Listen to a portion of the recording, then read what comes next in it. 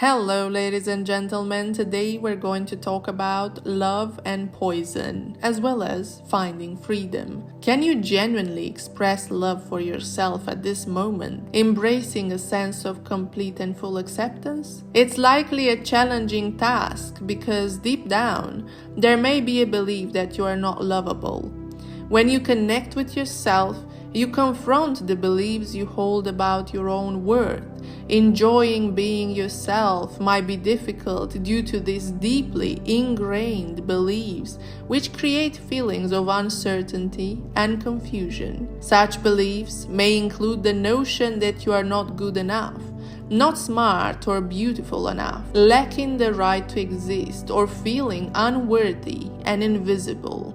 This internal struggle is a shared tragedy that many carry at their core, leading to significant suffering. A concealed truth is that the belief in your own lack of worth is a mistake, an error that, once recognized, can be released. This realization allows you to move beyond the confines of self-hatred, opening the gate to a profound discovery. It initiates a free fall into your true self, compelling you to embrace and love the essence of what you encounter within. Why is it that you struggle to genuinely love yourself? When did the belief that you are not good enough take root? And how did that came about? It's possible that you've accumulated what seems like valid reasons not to self-love yourself. Look at me, making such foolish mistakes.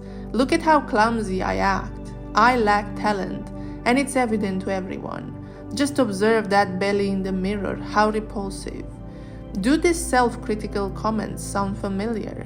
These internal narratives can make you feel like a failure, diminishing your sense of self, making you feel small, powerless, and eroding your self-worth.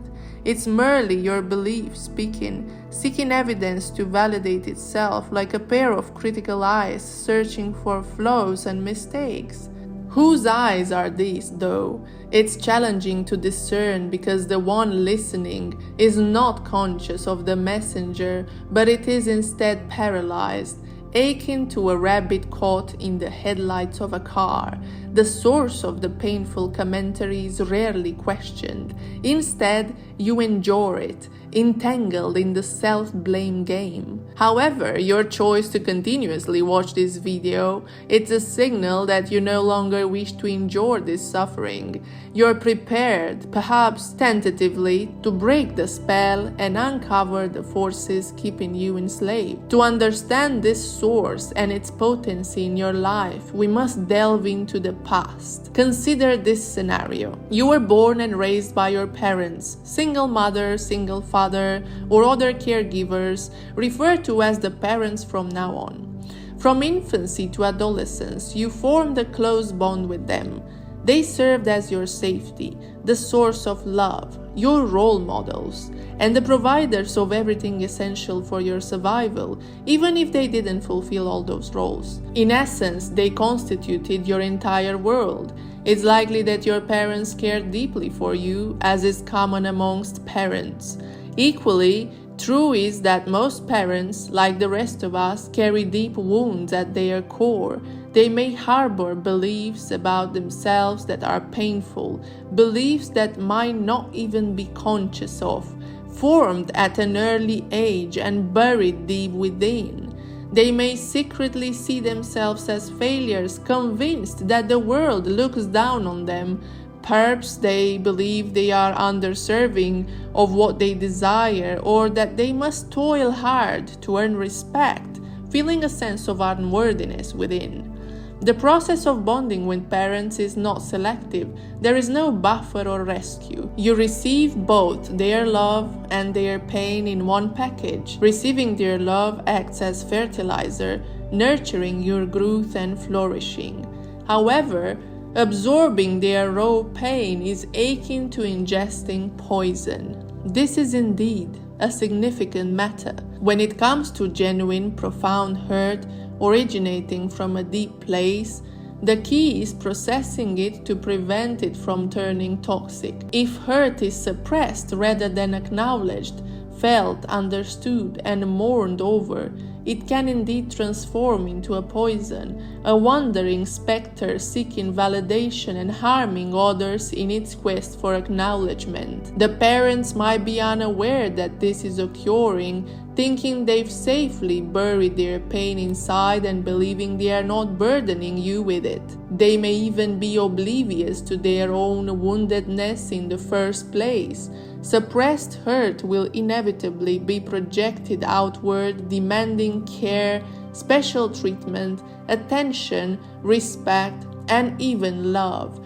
Once pain is acknowledged and processed, it might still be present, but it won't be transferred to others. It seems to have found its rightful home, a place where it can come to rest, and may even transform into a gift, softening the fabric of the heart. However, if this processing doesn't occur, this pain will be passed to you. Let's pause for a moment and explore this toxic dynamic.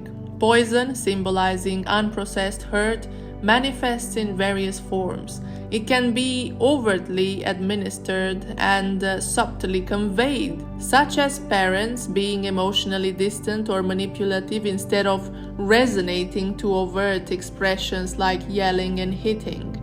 The subtler ways may seem less severe but are not necessarily more civilized. Various common manifestations of this toxic dynamic include rage, coldness, neglect, abuse, manipulation.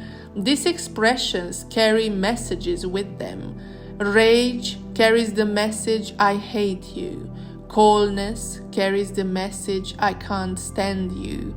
Neglect carries the message, I don't care about you. Abuse carries the message, I need you to suffer like I did. And manipulation carries the message, I can only love you if you do it my way. For a young child, these messages can be incredibly overwhelming. The perspective is limited, and the present moment feels enormous, making it challenging to put things into context. In these situations, you feel powerless and unable to escape. The options seem limited to coping or actually running. While this might sound a bit melodramatic to some, the emotional impact can be profound. You may feel compelled to minimize the parents' actions, making excuses for them, suggesting they didn't really mean it, or that they couldn't help but behave that way, either in the past or even presently. Have you ever wondered why there's a tendency to excuse the parents' behavior? It may be misconstrued as an expression of love, but in reality, it's a significant aspect of feeling like a rabbit caught in the headlights, helpless and frozen. Let's delve into why this happens. In the face of a life-threatening or excessively painful experience, your mind employs a remarkable survival mechanism, a two-step trick. The first step is the trick of suppression, which essentially works to erase or push the memory of the overwhelmingly terrifying or painful event out of your conscious awareness. It doesn't permanently liberate the memory, but allows you to navigate and endure the situation without being overwhelmed by it. This mechanism is often observed in war victims or survivors of severe accidents. In the poison situation of little you, the trick of suppression comes into play to shield you from the unbearable truth that the source of love has turned against you. This revelation is too shocking to accept when your very survival depends on the perceived source of love. The mind steps in and suppresses this insight, burying it deep inside like a small freezer with a secure lock. However, not everything can be erased, and the taste of fear lingers, making it challenging to breathe at times. The second step, the trick of inversion, then comes into play. This aspect of the trick involves reversing the truth. Since you need the parents to be reliable, you begin to blame yourself. The logic unfolds as follows. When the source of love, in this case the parents, turn against you, the inverted logic suggests that it must be challenging for them to love you because you are not lovable enough. Hence, it becomes your fault. According to this distorted perspective, you need to change so they can love you again. This inverted reasoning provides a glimmer of hope for things to be set right. All you have to do is to become a better person, to impress them. This involves tasks such as being nice to mommy and daddy, acting as a cute and well-behaved child, not taking up too much space, being agreeable and cheerful, avoiding neediness, projecting strength, suppressing true feelings, and conforming to their expectations. In essence, it means not being yourself but becoming what they want you to be, providing them with what they appear to need, saving them, pleasing them. This proves to be a significant challenge for a little child. This automatic two-step trick is not something you consciously devise for yourself. It unfolds without your active choice. Therefore, it is not productive to spend time believing you brought this upon yourself, disliking yourself for becoming invisible. There was no alternative path available to you at the time. The challenge with the two-step trick lies in its effectiveness. The mind ensures that the process is seamless, preventing you from retrospectively questioning whether it was merely a narrative you adopted to cope. Over time, you internalize the belief that something is inherently wrong with you, and to be worthy of love, you must now exert effort.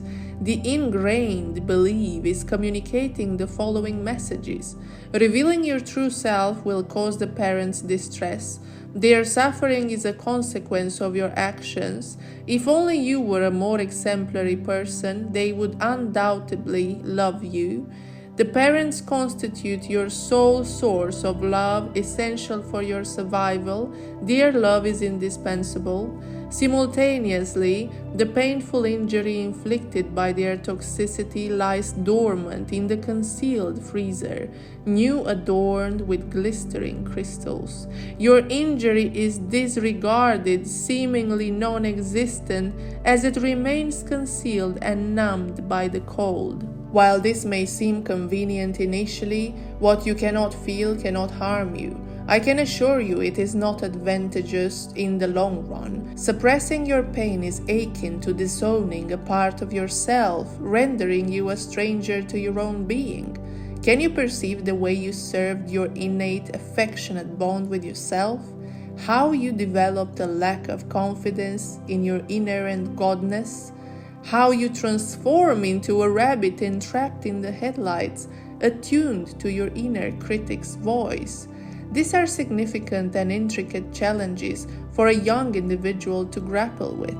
I believe it's time for a confronting cup of hot tea. What about you? To encapsulate the narrative thus far, you had to detach from your true self to ensure your survival. You endeavored to rescue yourself by aspiring to become an improved version of you. You refrained from assisting blame to the parents due to the suppression and inversion trick. What you left in your wake? A portion of your self-love, authentic self-expression, confidence in yourself, acknowledgement of the profound hurt, the wound concealed in the freezer, and the trick continues to unfold, persisting in the present moment, as it was never instructed to cease. Thank you so much for listening to this, guys. I really hope that today's video brought you some more awareness about yourself, and I'll see you in the next one. Thank you.